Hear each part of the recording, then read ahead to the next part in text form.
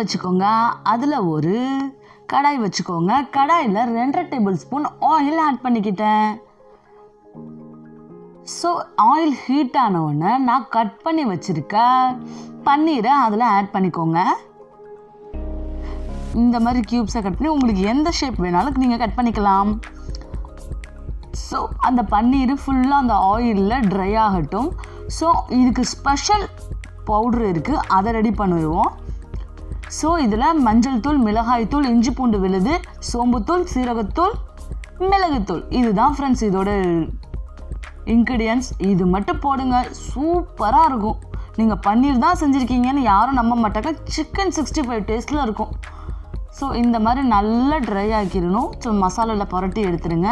அந்த மசாலாலே வேக விட்டுருங்க. ஸோ கருவேப்பிலை ஆட் பண்ணிக்கிட்டேன் நான் இதில்.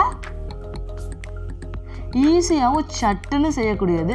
இந்த மாதிரி ஒவ்வொரு பக்கமும் ரோஸ்ட் ஆனதுக்கப்புறம் மறுபக்கத்தை திருப்பி விடுங்க. பாருங்கள் எவ்வளோ சூப்பராக ரோஸ்ட் ஆகிருக்குன்னு. ஸோ அவ்வளோ டேஸ்ட்டாக இருந்துச்சு ஃப்ரெண்ட்ஸ் பன்னீர். இது ரச சாதம், சாம்பார் சாதம், தயிர் சாதம், அப்புறம் வெரைட்டி ரைஸ், லெமன் ரைஸ், புளியோதரை, இதுக்கெல்லாமே யூஸ் பண்ணலாம்.